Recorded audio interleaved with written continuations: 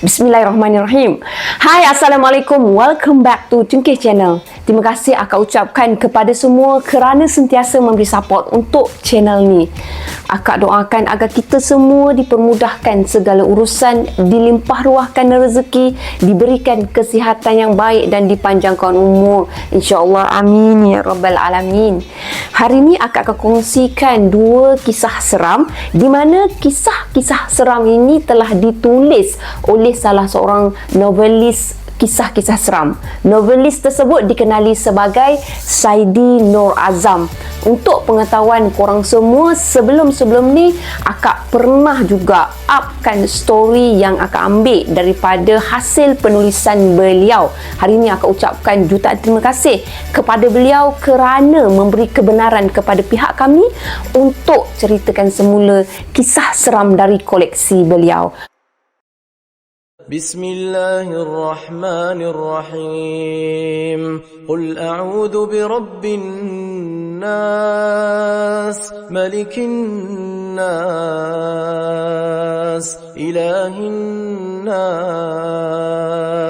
من شر الوسواس الخناس الذي يوسوس في صدور الناس من الجنة والناس.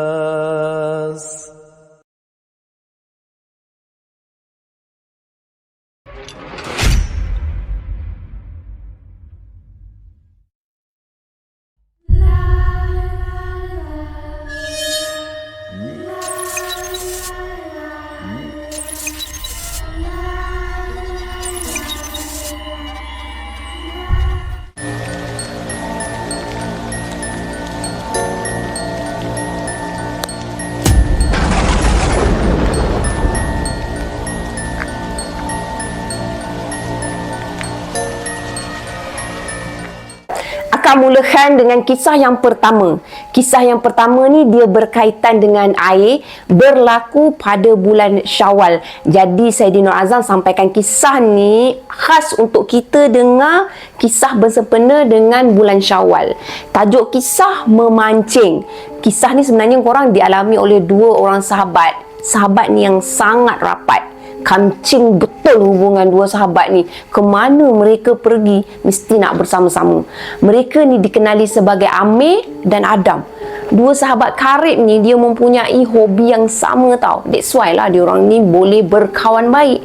Malah semangat mereka ni juga sama. Mereka ni sanggup berpakat tau untuk pergi meredah hutan, paya, sungai, lautan demi menjayakan hobi yang memang dah sebati dengan darah daging mereka, iaitu memancing.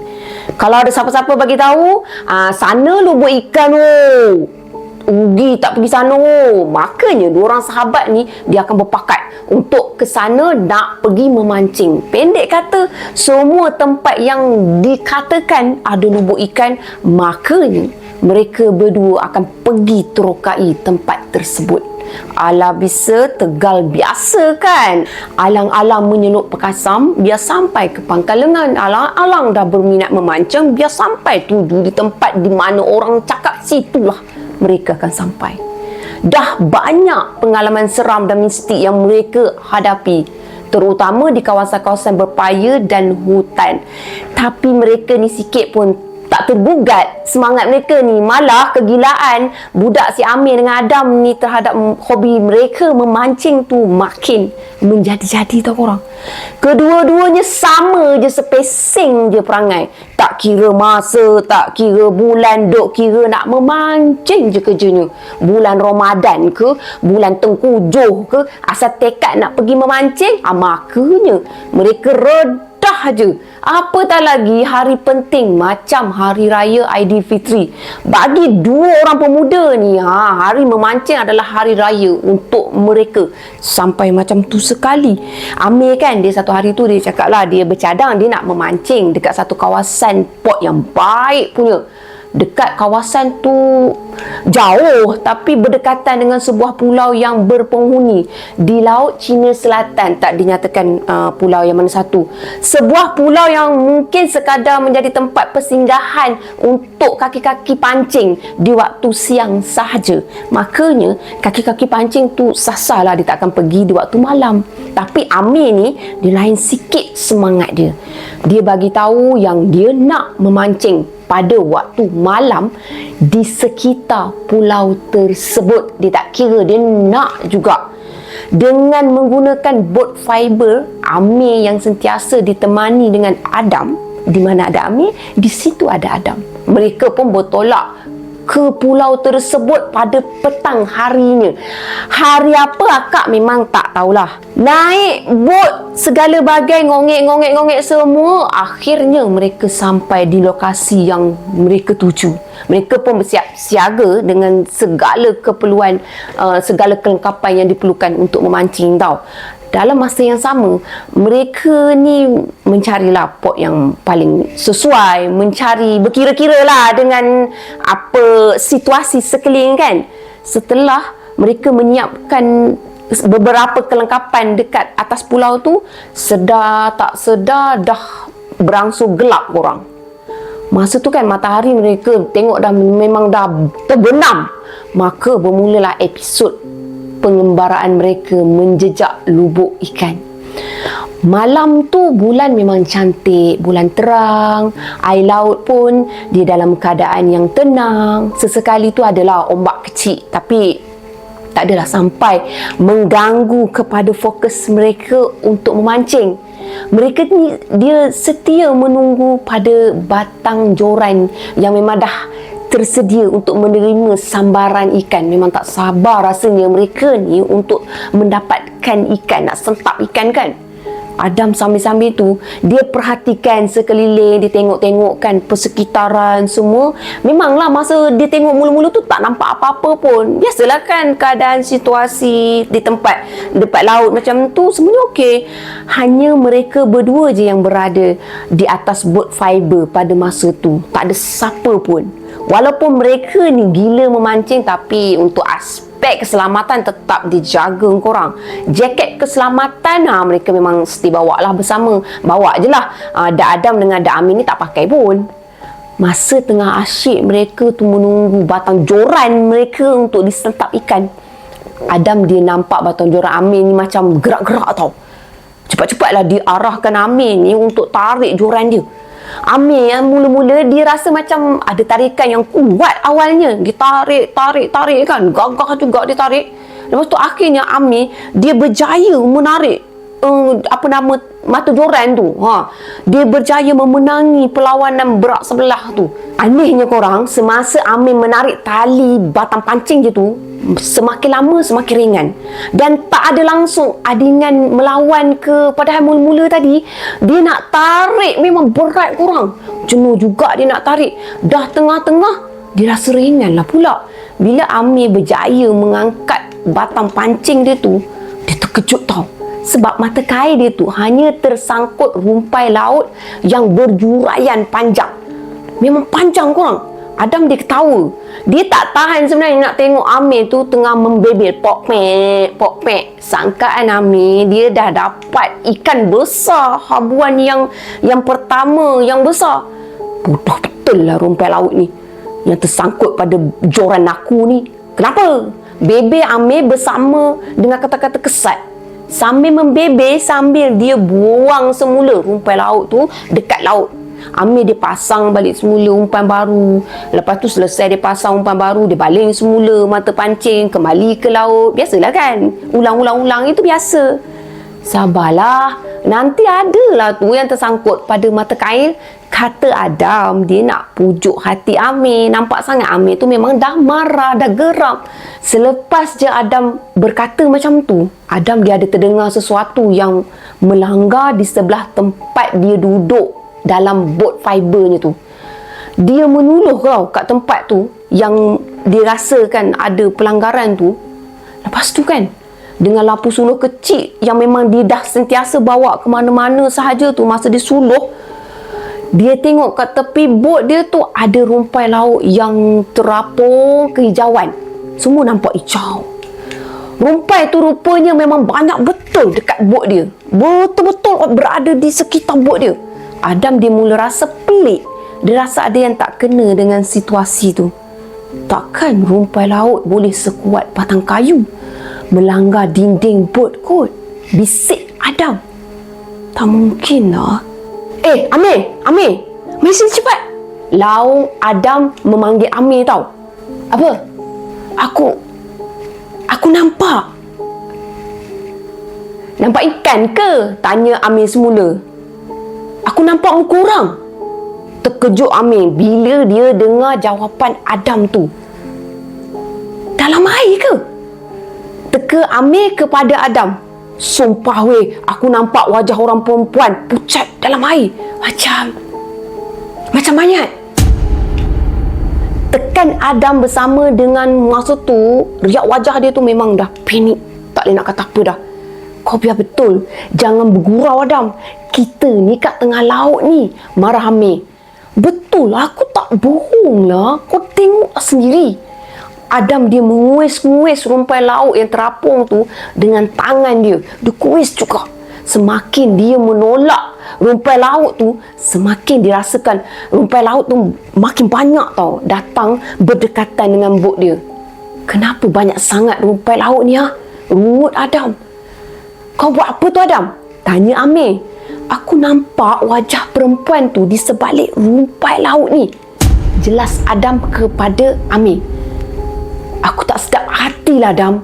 Kita batalkan je lah niat kita nak memancing malam ni. Lepas tu Adam bila dengar Amir cakap macam tu, dia terdiam tau. Dia masih juga menguis-nguis rumpai laut tu, seolah-olah dia mencarikan sesuatu di sebalik rumpai laut tu. Dia dah nampak something dekat rumpai laut tu. Dia cuba nak rungkai lagi, nak buka lagi bagi nampak lagi. Amir dia berkerut wajah dia masa dia tengok Adam tu menarik rumpai laut tu bawa ke bot. Semakin lama semakin banyak, bukan makin sikit kurang. Seolah-olah mereka ni dilauti dengan rumpai laut tau. Apa yang membuatkan Amir ni hilang kata-kata bila rumpai laut yang berwarna hijau kehitaman dia tengok dan diamati sangat-sangat memang lain daripada rumpai-rumpai laut yang lain. Yang lain dia tengok hijau, tapi tang situ je dia pelik. Kenapa nampak agak kehitaman? Adam, itu bukan rumpai laut. Laung Amir dengan wajah yang memang nampak pucat kurang. Adam dia menoleh ke arah Amir dengan wajah keliru. Dia keliru dengan kata-kata Amir tu. Apa yang Amir cuba sampaikan? Apa kau cakap ni? Tanya Adam yang masih lagi memegang rumpai laut dekat tangan dia. Itu rambut orang, kata Amir dengan suara gemuruh, dengan suara yang takut. Korang, Adam dah pegang rambut orang korang. Masa Amir bagi tahu apa yang dia nampak dengan mata dia tu, Adam pun cepat-cepatlah dia tengok, dan kalau korang tahu sempat lagi dia ni merenung ke arah tangan dia tu yang masih lagi menggenggam rumpai laut. Dia sangka macam tu lah. Dia sangka dia pegang rumpai laut je.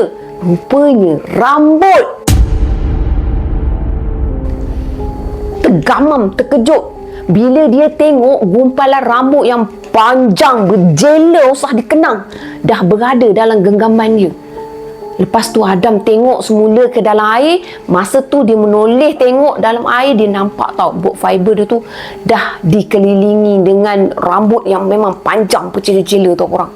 Rambut tu bukan je mengelilingi bot dia, malahan rambut tu dia terapung-apung tau. Memang sengaja nak menampakkan itu adalah rambut. Memang dengan sengaja. Pada awalnya memang nampak rumpai laut kan, tapi kali ini memang sah dia nampak rambut. Menggolupolah Adam time tu. Dia cuba buang gumpalan rambut manusia tu daripada tangan dia. Dia buang. Cemas mereka berdua pada masa tu. Amir cepat-cepat dia hidupkan enjin bot. Biasalah, bila dalam keadaan kelam kabut macam tu, time tu jugalah enjin bot ni tak mau hidup. Cuba juga berkali-kali juga Amir ni usaha untuk hidupkan juga enjin bot tu. Memang agak sukar tau, tapi hidup jugalah. Mereka dah panik, dah dalam ketakutan. Bila enjin bot tu dah dapat dihidupkan, Amir dia dah tak tunggu lama dah kat situ. Dia cepat-cepat potongkan tali pancing dekat setiap batang joran yang ada, dan dia terus bawa bot fibernya tu jauh dari kawasan yang mereka berada pada masa tu. Dia nak tinggalkan tempat tu secepat yang mungkin. Masa tu memang tak kisahlah batang pancing, tali pancing yang mana tersangkut seru memang dia bawa selagi boleh bawa. Amir tengok tau, wajah Adam memang pucat lesi korang. Mata Adam terbelik. Adam memandang ke arah kawasan yang dikerumuni gumpalan rambut manusia yang luar biasa banyak tu. Dia terpandang macam tu. Dia tersentak macam rasa ada. Gila, tempat ni berpuaka. Seranah Amir. Amir, tengok tu, kata Adam kepada Amir. Amir tak nak berhentikan bot fiber kat situ. Dia hanya toleh je ke arah telunjuk Adam yang dihalakan ke kawasan mereka bersidai. Mereka stop sekejap. Dia stay sekejap je kat situ. Mata Amir membulat tau. Jantung dia jadi lagi berdebar-debar, ibaratnya macam sekawan kuda yang sedang berlari kencang macam tu. Dia tengok ada satu kepala manusia timbul dekat permukaan air, seperti menakutkan mereka dari kejauhan. Memang mereka tengok dengan jelas.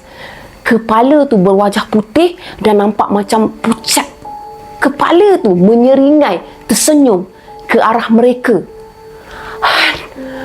Hai Tuhan, kata Adam sebelum kepala wanita tu tenggelam perlahan kembali ke dalam air. Mereka tak nak tunggu untuk lebih lama dekat situ. Mereka cepat-cepat beredar, tinggalkan tempat tu. Untuk pengetahuan korang, kisah ni telah diceritakan oleh seseorang kepada Saidi Nur Azam.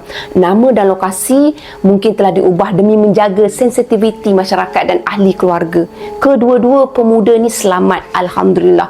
Maka diceritakan akan pengalaman ini kepada kita semua.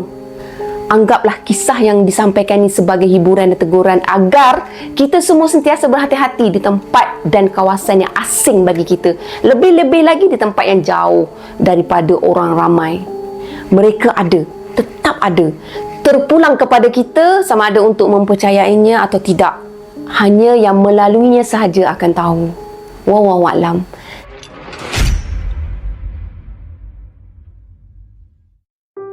Akak teruskan dengan kisah kedua yang ditulis oleh Saidi Nur Azam bertajuk Jenazah Seberat Batu.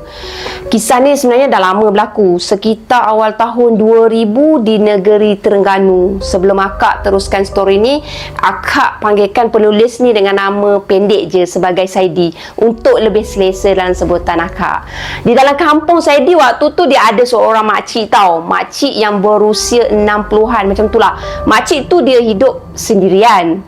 Setelah kematian suami dia, lebih 20 tahun jugalah suami dia dah tinggalkan dia. Hanya beberapa kali je anak-anak lelaki dia tu pergi menjenguk kepada makcik tu. Makcik tu dia ada 4 orang anak, dan anak-anak makcik tu memang jarang sangat datang ke rumah makcik tu.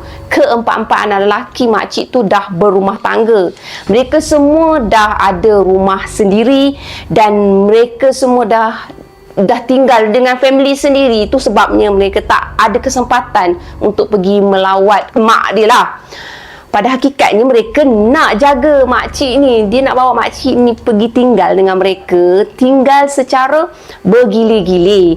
Tapi makcik tu tak nak. Dia tak nak tinggalkan rumah pusaka dia tu. Makcik tu dikenali sebagai Hajah Tijah. Hajah Tijah tetap juga berdegil.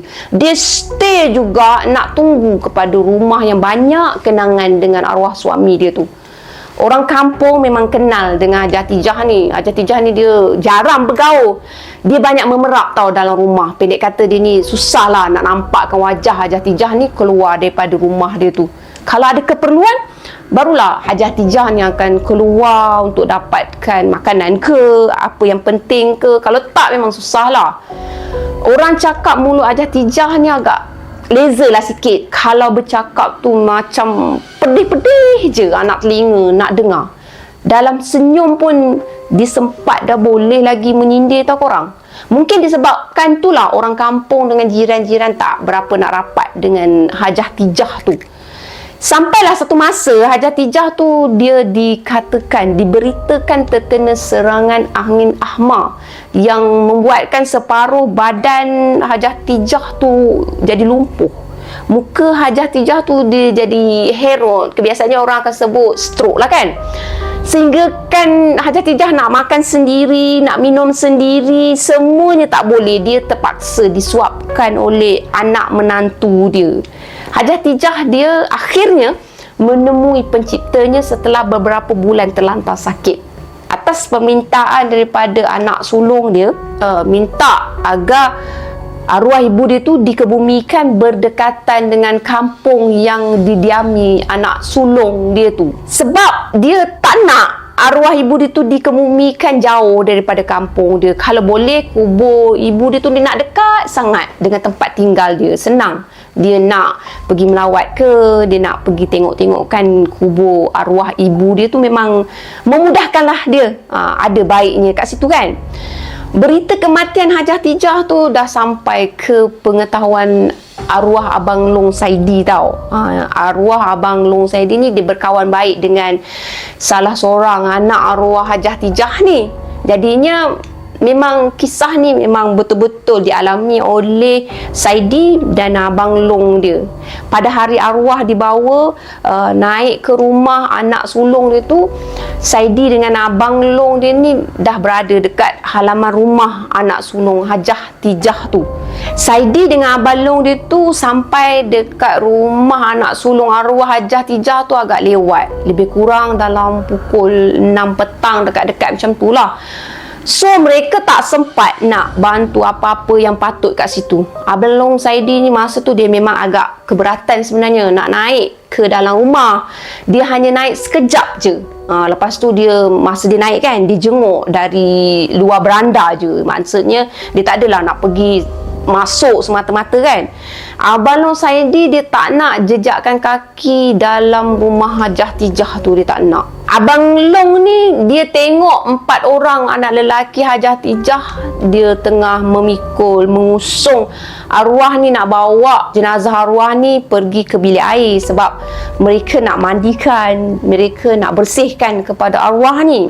Jadinya untuk pengetahuan korang semua, arwah Hajah Tijah ni merupakan seorang wanita yang bertubuh kecil molek je. Tak adalah berisi sangat dan juga tak adalah tinggi sangat. Boleh dikatakan ketinggian dia sekitar hampir 5 kaki sahaja dan berat badan dia mungkin dalam anggaran 40 ke 50 kilogram sahaja. Boleh bayangkan tak situasinya macam mana? Bila keadaan fizikal seseorang yang dalam anggaran tersebut kita angkat agak berat. Yang angkat bukan seorang tau, tapi 4 orang. Menurut cerita lah, ketika 4 orang anak Hajah Tijah tu sedang mengusul jenazah arwah ibu dia menuju ke bilik air rumah kampung milik anak sulungnya tu, keempat-empat anak lelaki tu bersusah payah sangat. Dan mereka ni mengeluarkan sehabis kudrat tau nak angkat jenazah ke bilik air untuk dimandikan. Mereka usaha juga. Hakikatnya memang mereka pun tak nak perkara tu berlaku, tapi itulah realitinya. Terlepaslah time tu daripada mulut salah seorang anak lelaki Hajah Tijah ni satu perkataan yang memang jujur lah kan, bila luahan tu dikeluarkan time tu. Tapi perkataan tu membuatkan orang yang berada sekeliling tu terdiam, keliru tau. Macam tak percaya. Salah seorang anak lelaki Hajah Tijah ni yang sama-sama diusungkan arwah ibu dia tu, dia terlepas cakap. Kebetulan juga masa tu Abang Long Saidi pun memang dengar perkataan tu. Berat mayat mak, berat macam batu. Rungut salah seorang anak lelaki Hajah Tijah. Dia tak sedar apa ucapan dia tu dah didengari sekeliling tau. Ada kemungkinan jugalah kita positif sebab dia dah terlalu penat usungkan arwah ibu dia tu sehingga kan dia terlupa situasi mana dia berada sekarang. Kalau dia bercakap tu dia dah lupa dah. Ucapan dia tu sama ada di sekeliling itu ada orang ke tak. Memang dia dah habis penat kat situ. Luahan anak lelaki Hajatijah tu disetujui pula oleh 3 lagi anak lelaki dia yang sama-sama usungkan jenazah arwah ibunya tu. Masing-masing 3 tu mengiyakan memang berat. Peluh dekat wajah mereka masing-masing ni. Usah dikenang lah korang, memang berpeluh amat tau. Seolah-olahnya Kak bagi gambaran macam ni lah. Seolah-olahnya mereka baru selesai main badminton selama 3 set. Bukan 1 set, 3 set tanpa henti. Macam tu lah ibarat dia. Dia punya keletihan dia tu. Korang tahu tak? Saidi dia tulis cerita ni pun hati dia dilanda rasa tak sedap tau. Tuk-tak, tuk-tak, tuk-tak. Bukannya dia nak mereka-reka perasaan dia tu. Malah masa Saidi tengah taipkan story ni, dia sedang pasang surah Ar-Rahman di sebelah dia. Kenapa Saidi rasa tak menentu semasa cuba ceritakan kisah ni? Sebab dia memang ada dekat lokasi dan ini adalah kisah benar. Akak tak boleh tipu lah, ini kisah benar. Tapi kan waktu tu Saidi dia memang tak naik, diakui dia tak naik pun ke dalam rumah tu. Dia lebih selesa stay je tunggu dekat halaman rumah anak sulung Hajatijah tu sambil dia berzikir. Dia sebenarnya cuba nak tenangkan perasaan dia.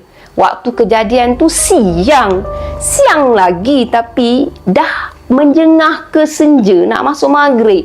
Jadi hati Saidi pada hari tu dia dilanda perasaan tak selesa tau. Rasa lain macam. Sebab tak kena lah pendek kata korang. Abang Long Saidi ni, dia juga time tu dia dah berada bersama-sama dengan Saidi, dengan orang-orang kampung yang lain, stay dekat halaman rumah anak sulung kepada Hajatijah tu. Mereka memilih untuk berada di halaman rumah je. Mereka tak nak stay masuk kat dalam. Tak tahulah apa sebenarnya yang berlaku, memang tak tahulah. Kawasan rumah anak sulung Hajatijah ni dipenuhi dengan pokok-pokok yang memang menjulang tinggi-tinggi. Pokok dia besar-besar semua. Pokok yang boleh dikatakan sayut-sayut tinggi je. Suasana memang suram lah korang bila rumah tu dikelilingi dengan pokok yang tinggi-tinggi kan. Tambah pula dekat dengan maghrib, memang dah redup, dah agak gelap kan. Masa tu Saidi dia tengok ada pokok durian, ada pokok kapas, lepas tu ada pokok yang rata-rata memang semuanya tinggi-tinggi lah. Waktu hampir menjengah kepada gelap, tadi memang orang kata dah nak maghrib pun memang dah nak betul-betul gelap lah. Hati Saidi pada waktu tu dia semakin tak menentu. Dia rasa macam resah. Sekali-sekali tu dia tengoklah ke kiri, dia tengok ke kanan. Tak ada tujuan pun dia nak tengok kiri, tengok kanan pun semua dia memandang macam tu. Biasalah kan. Kita pun kalau rasa tak sedap, kita akan rasa nak tengok semua benda tau. Tiba-tiba Abang Long Saidi dia menegur apabila Abang Long Saidi tu dia nampak Saidi dah tukumat kamit seperti membacakan sesuatu. Ya betul. Memang time tu Saidi dia bacakan 3 kul berulang-ulang kali. Dia cuba nak tenangkan perasaan dia sebenarnya. Alhamdulillah Saidi dia ada ilmu. Sepanjang kenali Saidi ni, Saidi dia memang dilengkapi dengan bacaan-bacaan ayat suci Al-Quran apa semua. Memang dia orang yang dididik dengan ilmu macam tu. Mu ada rasa benda-benda ke? Tanya Abang Long dia dalam lorak gani. Rasa sedap hati. Luah Saidi secara jujur je. Memang senja tu Saidi dia rasa rimah ngak. Dia rasa hangat. Sepertinya angin pada masa tu dia memang angin tak ada. Tak nak bertiup. Tak tahulah kan. Time tu dia rasa macam tak tahulah, melekit-lekit, rasa mendinginkan, rasa mendebarkan. Rasa macam-macam rasa lah yang melandakan diri Saidi ni. Malah dia rasa dudak yang semakin laju, seolah-olah macam nak menyatakan sesuatu tau. Macam ada yang betul-betul tak kena. Tapi Saidi dia tak dapat nak teka apa yang dia rasa, sehinggalah Abang Long dia tu ambil tempat dekat sebelah dia. Abang Long pergi dekat dia. Lepas tu Abang Long dia perlahan dia suruh Saidi dongakkan kepala, tengokkan ke arah pokok kapas. Saidi tengoklah. Bersebelahan dengan pokok kapas tu ada sebatang pokok yang dah mati. Hanya tinggal ranting sahaja. Daun-daun pokok tu dah habis. Sambil-sambil dia tengok pokok tu memang bogil dah. Semua dah daun dah gugur. Saidi dia bagi respon tau. Dia memang tengoklah. Dia tenunglah ke arah yang dinyatakan Abang Long dia tu. Tapi tak ada apa pun yang dapat dia nampak. Pada waktu tu mata dia memang tak boleh nak fokuskan dengan apa-apa. Kat situ dah dudak-dudak kan. Kemudian Saidi dia tolehkanlah semula ke arah Abang Long dia. Lepas tu dia tanya kat Abang Long dia, ada benda Long? Dok nampak ke? Tanya Abang Long lagi bersama dengan senyuman kecil je. Dia senyum sini macam tu kan. Benda? Dok nampak? Mata cik bukannya nampak benda gaib. Jawab Saidi. Dia memang tahu abang-abang dia ni memang dianugerahkan oleh Allah SWT sesuatu yang boleh dikatakan mampu melihat sesuatu di sebalik mata dia orang. Terutamanya Abang Long dia ni. Abang Long dia ni boleh nampak kepada perkara-perkara yang gaib kan. Cuma tengok betul-betul dengan mata hatimu, kata Abang Long. Saidi dia diam. Lepas tu dia merenung semula dekat puncak pokok yang mati tu. Mungkin Abang Long fikir Saidi memang tak nampak agaknya. Lepas tu Abang Long dengan perlahan dia bisikkan sesuatu tahu dekat telinga Saidi. Dia tak nak orang lain sekeliling tu dengar. Kalau orang lain dengar, mestilah orang lain pun rasa tak selesa. Arwah Makcik Tijah ada bertenggek dekat hujung pokok mati tu. Kata Abang Long pada Saidi. Allahu Akbar. Jawab Saidi perlahan. Bulat mata Saidi serta-merta tau. Bulu roma belakang leher Saidi tu jadi mengembang. Bulu roma hak mengembang tu boleh naik pakai atas kepala. Patutlah dari tadi Saidi tu rasa hati dia dengan naluri dia tu rasa tak sedap tau. Tak sekata perasaan dudak-dudak apa semua. Tak selesa. Memang ada sikit rasa takut pada diri Saidi ni. Dah mula rasa takut. Tapi Abang Long dia perlahan dia bagi lagi pesanan dekat Saidi ni. Baca ayatul kursi, selawat, baca 3 kul. Jangan berhenti. Ingat. Tahu, jangan berhenti. Abang Long pesan macam tu lah pada Saidi. Saidi pun dia ikutkan apa yang dipesan oleh Abang Long dia tu. Perasaan seram makin menghilang lah berlalu pergi bila azan maghrib berkumandang dari masjid yang berdekatan tu terus hilang rasa seram. Lepas tu rasa tak sedap hati tu semualah. Semua tu hilang. Demi Allah, kata Saidi, memang dia rasa menyesal ikut Abang Long dia menziarahi jenazah Hajah Tijah. Pesan Abang Long Saidi lagi kepada dia, balik rumah, basuh kaki, baca ayatul kursi, lepas tu terus masuk mandi, terus solat. Masa tu Saidi dia hanya angguk je. Dia tak berani nak kata apa dah. Tak sampai 2 minit selepas azan maghrib tu dah selesai diazankan, Abang Long Saidi ni dia pun ajak Saidi balik tau. Tanpa bertangguh Saidi dia ikutkan Abang Long dia tu, dia ikut balik. Sebelum sampai dekat kereta, Abang Long dia tu nasihat lagi dekat Saidi. Jangan sebut, jangan cerita apa-apa pasal ni. Bimbang dia. Ikut kita nanti. Benda ni tahu. Bila kita tahu dia ada, kata Abang Long Saidi. Jadi mereka pun balik. Dalam perjalanan balik tu mereka hanya berbual lah cerita-cerita lucu. Lepas tu diorang buka lah topik pasal sukan. Sedaya upaya lah mereka tu usaha nak elakkan daripada berbual apa yang mereka lalui dekat pekarangan rumah anak sulung Hajah Tijah sebelum tu tau.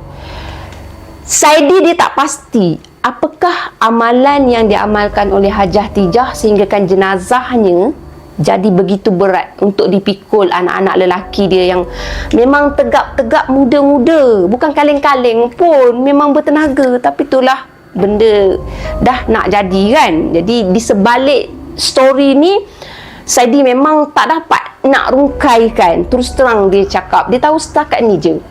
Sedangkan kalau kita fikirkan, Saidi dia tulis lagi kan, tubuh arwah tu kecil je, comel molek je orangnya.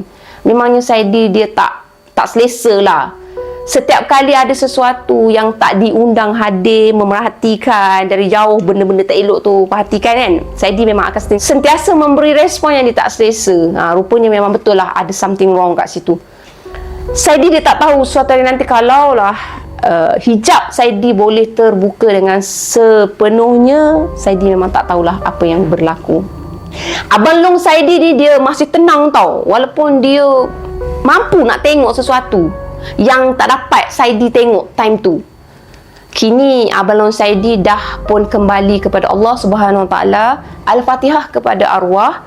Peristiwa ni akan terpahat dalam ingatan Saidi sampai bila-bila, terutamanya apabila Abang Long Saidi menerangkan bagaimana rupa arwah semasa dia terpandang, dia tengok dekat puncak pokok yang dah mati tu.